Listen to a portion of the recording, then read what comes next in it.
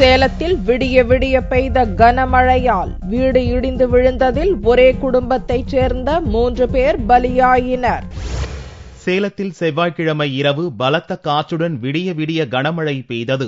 நகரில் பல பகுதிகளில் மழைநீர் வெளியேற முடியாமல் வீடுகளுக்குள் புகுந்தது. சாக்கடை நீருடன் மழைநீரும் கலந்து வீடுகளுக்குள் புகுந்ததால் மக்கள் பெரும் இன்னலுக்கு ஆளாயினர். இதுகுறித்து மாநகராட்சி நிர்வாகத்திடம் தகவல் அளித்தும் தங்களுக்கு உதவ அதிகாரிகள் முன்வரவில்லை என்று பொதுமக்கள் புகார் தெரிவித்தனர். ஆளுங்க கரண்ட் வர ஆஃப் ஆயிடுச்சு. அந்த டைம்ல யாருன்னா என்னன்னு தெரியல.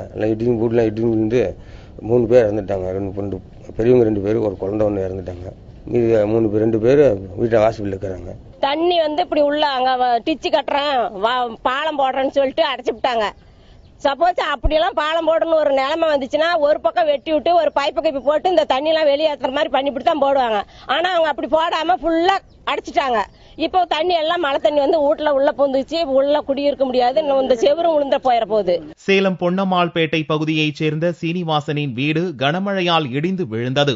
இதில் இடிபாடுகளுக்குள் சிக்கி சீனிவாசன், மகள் ஜானகி மற்றும் பேத்தி நந்தினி ஆகியோர் உயிரிழந்தனர். மேலும் இடிபாடுகளுக்குள் சிக்கி உயிருக்கு போராடிய சீனிவாசனின் 2வது மனைவி மற்றும் 2 குழந்தைகளை அப்பகுதி மக்கள் மீட்டு சிகிச்சைக்காக மருத்துவமனைக்கு அனுப்பி வைத்தனர். மழை வரும், எல்லாம் இடிஞ்சு விழுவும், கரண்ட் இல்லை, ஒன்றும் இல்லை. எங்களுக்கே ஒரு 2 மணி நேரம் கழிச்சு தான் சொன்னாங்க. அப்புறம் எல்லாம் அங்கே இருக்கவங்க எல்லாம் பார்த்துட்டு இருந்தாங்க. நாங்கள் போகிறதுக்குள்ள போலீஸ்லாம் வந்துட்டாங்க. எல்லாம் பார்த்தது தூக்கிட்டு எல்லாம் எடுத்து போட்டு இங்கே வந்தாங்க.